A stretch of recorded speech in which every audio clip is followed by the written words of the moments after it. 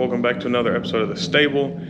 Being honest with you guys, I had really no intent to even film this weekend because I'm kind of burnt out. But Sean's half shaft went out on his FJ and started causing all kinds of damage. Sorry for Fury barking. We got the dog run right on the other side of this wall here. So anyway, so caused quite a bit of damage on here. So they were in the process of fixing that. Red is jacked up because we have the new PNR ice tank in. So I wasn't even going to mess with it. But my dad said he thought we could have it done within the hour or two.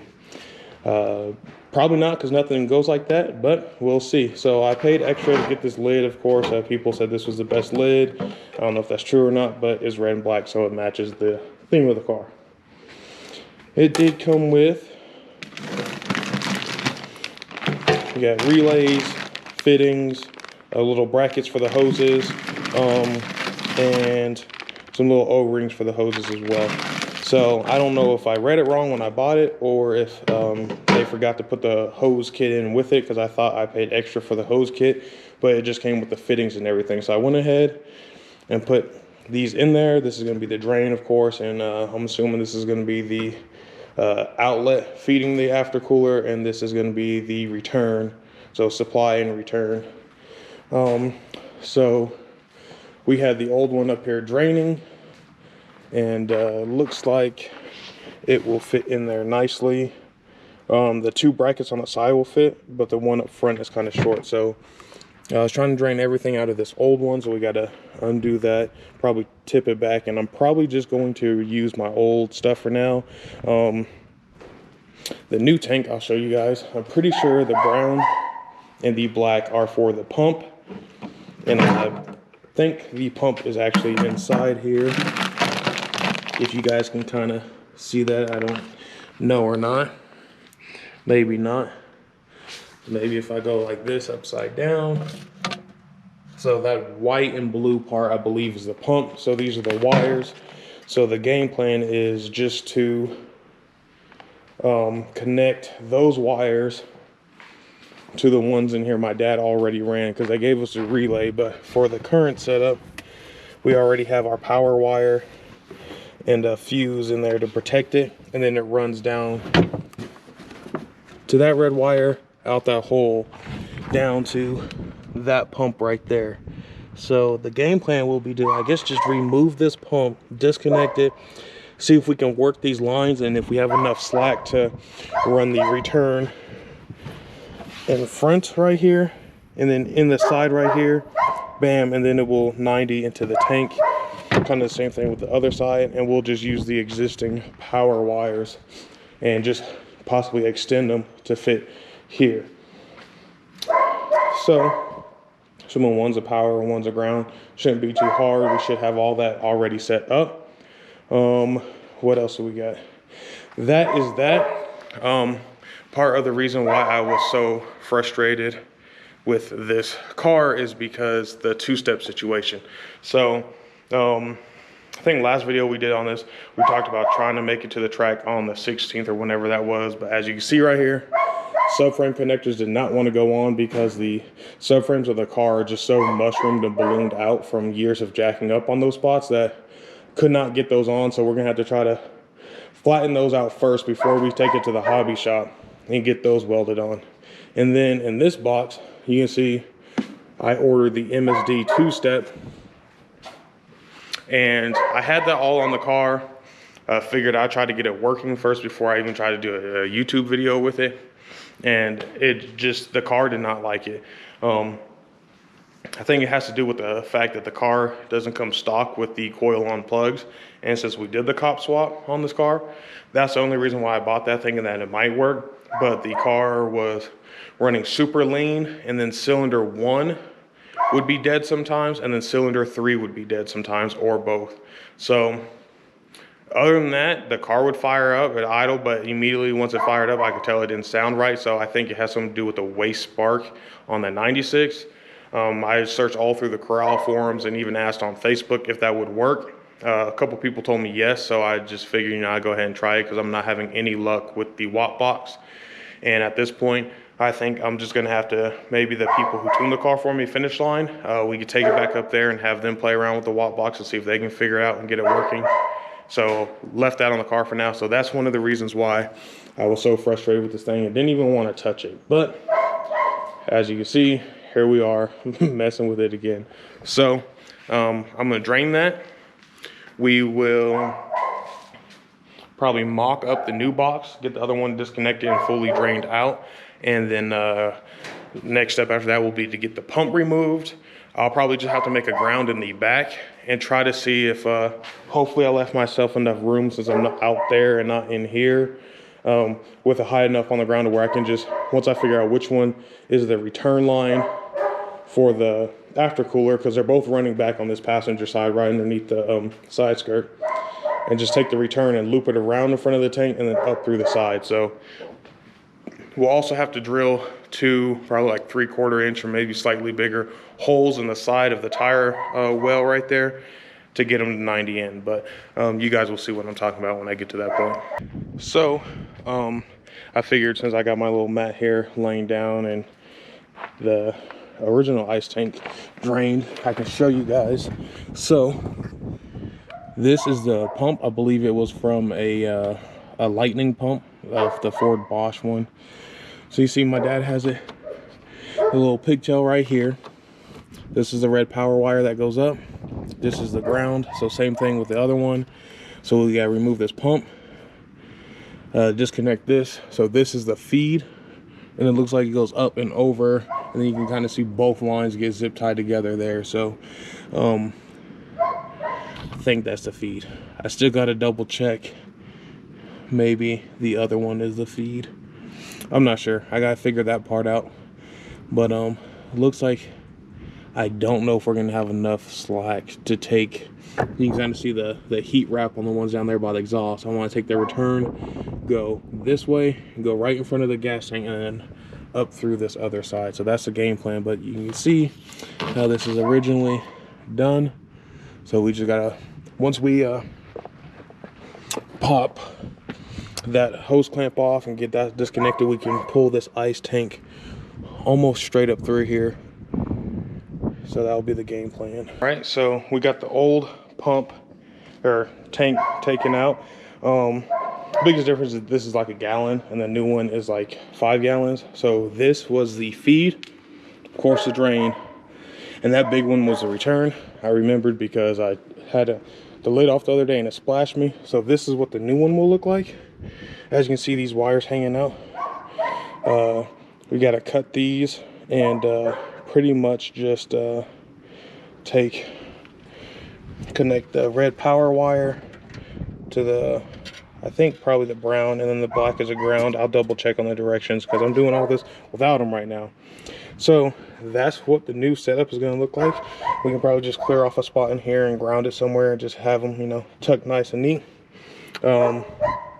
Still have to remove the actual pump. It's just hanging by one line, and the little breather is probably going to make it stick up a little bit.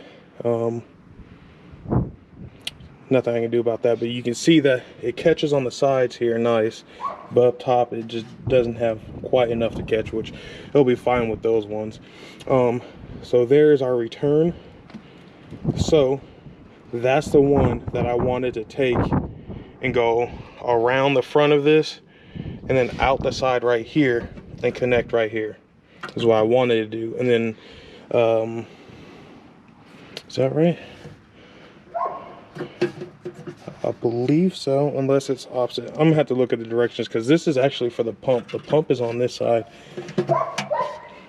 So maybe they have it flipped on this one to where this side would be the return and this would be the pump. In which case that is a short run from there to there, so that's not a problem. So we'll just be connecting this around, which I believe would go to this wire right here that's on there, right above where that coolant is dripping out from. So that one is probably the feed, which needs to get taken and run to the other side. But as you guys can see, we're making some progress. Like I said, just gonna have to make a hole here somewhere, and right down here without hitting the gas tank, and probably putting a 90 in the end of this. It's probably what the other 90 they gave me was for. So put another 90 here and go straight down and run it on the top of the gas tank, to maybe it'll drip out straight here in the back, so I won't have to worry about the tires getting wet at the track. Just have it drip down straight from the center. All right, so there's gonna be a little noise in the background because Sean and my dad are back trying to get his half shaft done. Sean has sunglasses on because he just had eye surgery, what, 2 days ago?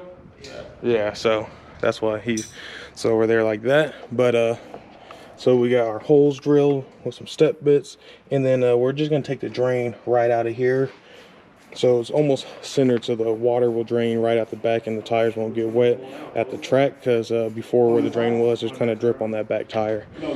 So that one will look something like that, drain right through that hole.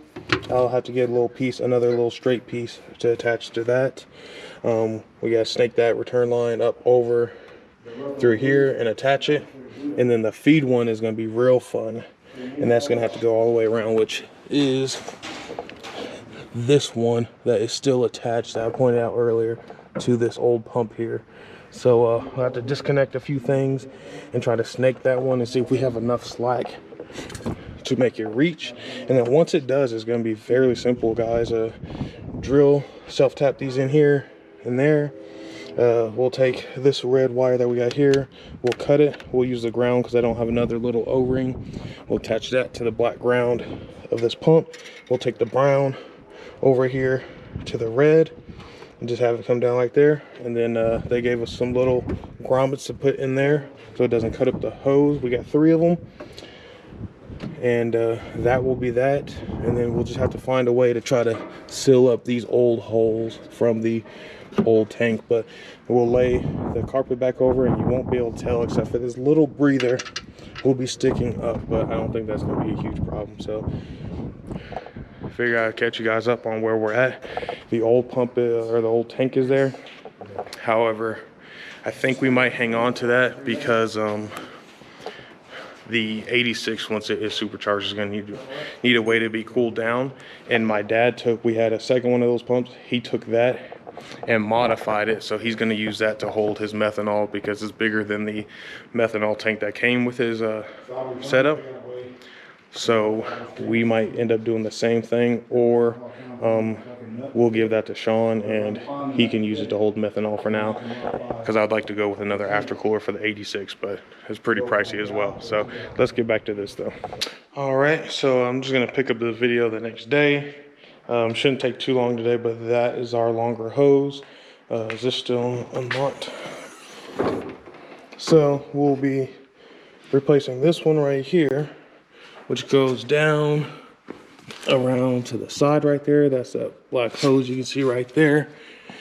But the reason we are replacing it is because it comes around, and I was gonna tuck that up there so you don't have to worry about that, but either way, it's touching the exhaust right there, if you guys can see that, even with that tape on there. So gonna replace it. Hopefully I got enough. I got 4 feet, and yeah, we're gonna try to just bring it straight back, maybe on the inside in front of the exhaust right here, and kind of curl it back that way, if you guys can see that. I'm trying to get the camera up in there for you guys. So it'll pretty much come straight back along here. So hopefully I got enough hose to do that, but I really won't know until we go to try. All right, so we are about finished up. I will show you guys it running once I'm gonna have to go run to the store because I want to get some little wire loom to hide that, and I'll run those better, make the lines all pretty. We got the new line in there, so I'll get down there and show you guys that. So everything's taken care of up top. Maybe eventually I'll get longer self tappers because those ones are kind of short. We tried to do a mount for the hose right up there, but it went straight through and pulled right out, so that didn't really work. But I'll show you guys underneath so you guys can see what I was talking about when I said that the line was too short.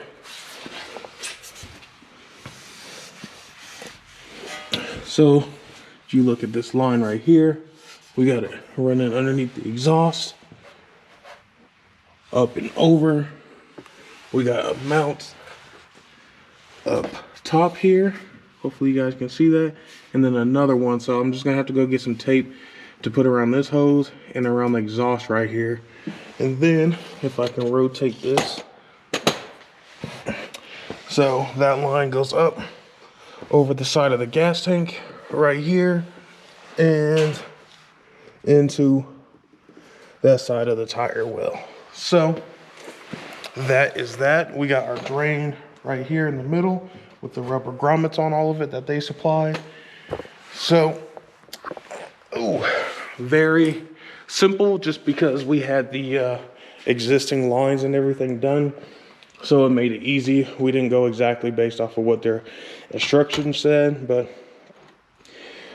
what's left is to clean this up in here. Like I say, get some wire loom, get some distilled water, and the temperature is supposed to drop to like 34 tonight. So I'm probably gonna go ahead and throw some antifreeze in as well, so it doesn't break the aftercooler like it did last time. So we are back from the store. Had to literally run all over town to find distilled water because everywhere was out. But we picked up some of this cool tape. I've used a lot of it already. There's our distilled water. And we picked up some small wire loom too. So I'll show you guys. So all this extra tape up in there. This tape's supposed to be good at up to 400 degrees of direct contact, so that should offer us some protection from the heat from the exhaust. This side, it's pretty ugly, but last season we had our fuel line touch the exhaust, so that's why we put tape right there and there. So that one happened again, and then I went ahead and taped around here and here to protect it from the heat of the exhaust this time. So hopefully that will hold up for us. Make sure that's tight. Maybe I can tighten that up a little bit more. All right, guys, so we finally got it all finished up. It took a while because we didn't have the correct solder and stuff, but we got our little wire loom on there, so it looks a little cleaner. I still got to vacuum it out, but it is flowing nice. So haven't tested out the drain, but I'm sure it works. Pretty easy, just pull that lever. So vacuum it out. My dad's talking about getting something just to lay across here, so we'll just have this exposed, but at least cover up this part of it, and then just fold the carpet back over it. But otherwise went pretty smooth. Everything is circulating like it should. I don't hear any leaks. I didn't see any leaks. So again, that was the PNR ice tank. That is their stage 1, I believe. They went all the way to a stage 5. And I know a big difference with all those was the pump on the inside. They had different pumps for it. And the higher the stage you got, they had external pumps, which might not be bad down the road to pull that pump out and have one that sits maybe like right in here somewhere. But that's gonna wrap up the video. I just wanted to be able to show you guys it running. So there's that. So please be sure to like, subscribe, and we'll catch you on the next one.